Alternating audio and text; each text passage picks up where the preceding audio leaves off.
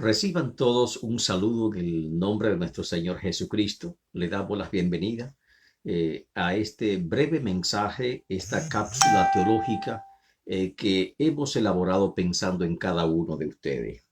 El tema de esta primera presentación es la oración del Padre Nuestro, que como sabemos, esta es la oración modelo que el Señor Jesucristo presentó a sus discípulos en el momento que ellos le pidieron que le enseñase a orar. Esta oración se encuentra en el Sermón del Monte, el cual trata algunos aspectos relevantes que tienen que ver con las prácticas religiosas de mayor reputación entre todas las religiones del mundo. Nos referimos principalmente a las buenas obras. Aparte de las buenas obras, Jesús habló del ayuno, Jesús habló de las limosnas, de los juramentos, de las oraciones y todas estas prácticas religiosas que constituyen principalmente o constituían principalmente la esencia de una religión, son cuestionadas por el Señor Jesucristo a fin de alertar a los creyentes sobre una práctica religiosa que sea conforme a la verdad. Y por lo tanto, esta oración del Padre Nuestro es significativa no solamente para los discípulos que recibieron las enseñanzas, sino también para nosotros en la actualidad. Jesús advierte a sus discípulos sobre la religión vacía, litúrgica, una religión que realmente se estaba apartando de los principios del Señor y se enfoca principalmente en la forma correcta de orar. Y cuando Jesús presenta la forma correcta de orar, hablando principalmente de los fariseos y saduceos que acostumbraban a orar en público para ser visto por los hombres, este tipo de oración judía principalmente es rechazada por el Señor. Pero también Jesús, señalando la forma incorrecta de orar, porque no siempre se ora de forma correcta, Jesús señala el estilo de oración de los gentiles, los cuales no conocían a Dios y procedían, por lo tanto, de otras religiones que no eran los judíos, que pretendían que por sus palabrerías ellos se hayan escuchado, es decir, palabras sin sentido que son repetidas frecuentemente y que ellos atribuyen cierto valor místico o valor espiritual porque entiende de cierta magia en esas palabras. Luego Jesús se enfoca en los discípulos y comienza a enseñarle la forma correcta de orar a fin de que entendamos que la oración, el modelo presentado por el Señor Jesucristo, es una forma de que nosotros podemos presentarnos al Padre y estar de esta manera presentando un modelo correcto de oración. El Padre Nuestro contiene 7 peticiones principales que muchas veces son enfocadas como 7 deberes o 7 bendiciones o promesas que Dios da a los creyentes que le sirven a Él. La primera petición es: santificado sea tu nombre. La segunda petición: vénganos tu reino o venga a nosotros tu reino. Y la tercera es: hágase tu voluntad. Estas primeras 3 peticiones están relacionadas con Dios, con nuestra responsabilidad hacia Dios. La segunda posición, las otras 2 peticiones, la cuarta y la quinta: el pan nuestro de cada día, dánoslos hoy, y perdona nuestras ofensas. Estas están relacionadas con nosotros, con nuestras necesidades espirituales. Igualmente, la sexta y la séptima petición: no nos dejes caer en tentación. Y la última: líbranos del mal, están enfocadas precisamente en nuestra lucha en contra de Satanás, de la tentación y de mantenernos puros en esta vida, que es nuestro principal enemigo. Líbranos del mal o líbranos del maligno, que hablando de la promesa o cobertura de Dios para cada uno de los cristianos. En esta primera entrega queremos hablarle de las 3 primeras peticiones, y la primera de ellas es: santificado sea tu nombre. Es la manera correcta de orar. ¿Cuál es? Es ver a Dios como Padre y sobre todo ver a Dios como nuestro Padre que está en los cielos. Significa que Dios no hay despropósito. como dice la Biblia en Mateo capítulo 7, verso 9 al 11. ¿Qué hombre hay de vosotros que si su hijo le pide pan, le dará una piedra, o si le pide pescado, le dará una serpiente? Si vosotros sabéis dar buenas dádivas a vuestros hijos, ¿cuánto más vuestro Padre Celestial que está en los cielos? Cuando estamos orando, no estamos tratando de persuadir a Dios para que nos bendiga, como si Dios fuese un Dios austero, rígido, duro, que se niega a bendecirnos. No, Dios es un Dios de bondad y por lo tanto Él quiere bendecirnos y su propósito es bendecirnos. Cuando te acerques a Dios, no lo vea como un Dios demasiado lejano, como un Dios demasiado, diríamos, trascendente, que no te puedes acercar a Él, sino que la Biblia nos presenta como un Dios cercano a ti, que está cerca de tu corazón y está cerca de tu vida, que no hace falta intermediario para tú presentarte delante de Él, que Él se conduele del pecador, que Él ve tu aflicción y que Él ama a aquellos que le ha llamado. Y por lo tanto, cuando hablamos de la primera petición, santificado sea tu nombre, tenemos que reconocer que Dios es la fuente de toda bendición espiritual. No hay necesidad física o espiritual que Dios no pueda suplir. Y si Dios es tu Padre, ¿por qué te preocupas? ¿Por qué te afliges? ¿Por qué sufres? ¿Por qué te desesperas? Pon tu confianza en Dios y ora a Él como tu Padre que está en los cielos, que cuida de ti y te pide por lo tanto que tú entres bajo su cobertura espiritual.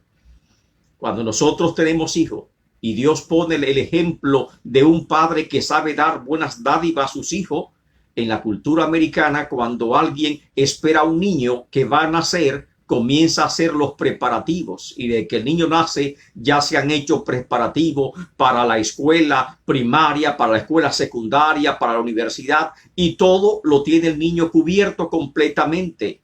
No tiene que hacer absolutamente nada, simplemente someterse bajo la cobertura de sus padres, porque sus padres lo han cubierto completamente y le tienen todo previsto. Igualmente, Dios nos cubre. Y por eso nos dice, no nos preocupemos por cuáles cosas, no te preocupes por la vida, no te preocupes por el vestido, no te preocupes por el día de mañana, porque tu Padre sabe que tienes necesidad de todas estas cosas. Y por lo tanto, si Él sabe tu necesidad, recuerda que cuando te acerques a Dios, ve pensando en Él como un Padre, como tu Padre que está en los cielos. Y esa primera petición, santificado sea tu nombre, aparte de ser un privilegio de que somos hijos de Dios, también es una responsabilidad de santificar el nombre de Dios. Jesús enseñó sobre los juramentos. No juréis ni por el cielo ni por la tierra.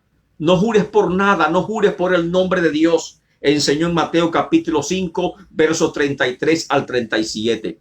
Jesús también enseñó sobre Dios y las riquezas, que no podemos servirle a dos señores. En Mateo 6, 19 al 21 y Mateo 6, 24.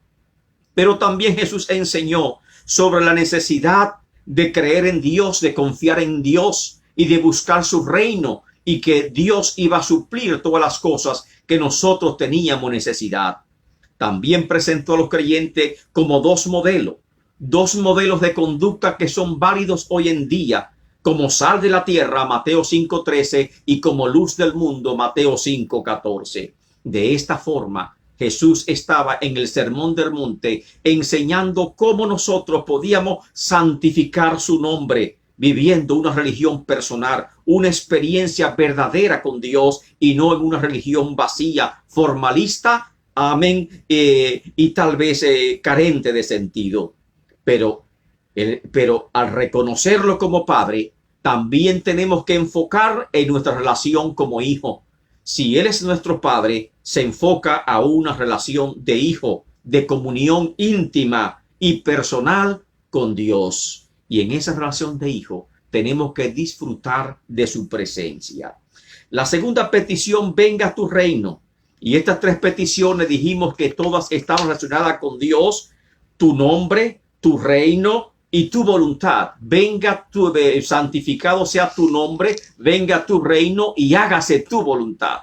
Y esas tres primeras peticiones son en la columna vertebral del cristianismo. Y nosotros que queremos vivir conforme a la palabra de Dios, tenemos que atesorarla como algo importantísimo en nuestra vida. Vénganos tu reino, la segunda petición. La Biblia nos habla de dos reinos, del reino futuro o el reino escatológico, que es el milenio, que Apocalipsis capítulo 20 nos habla, y que Jesús en el sermón del Monte de los Olivos, Mateo 24 y 25, nos habla del advenimiento de ese reino y de las señales inminentes que han de preceder a la manifestación del reino escatológico de Dios. Pero también la Biblia me habla de un reino presente aquí.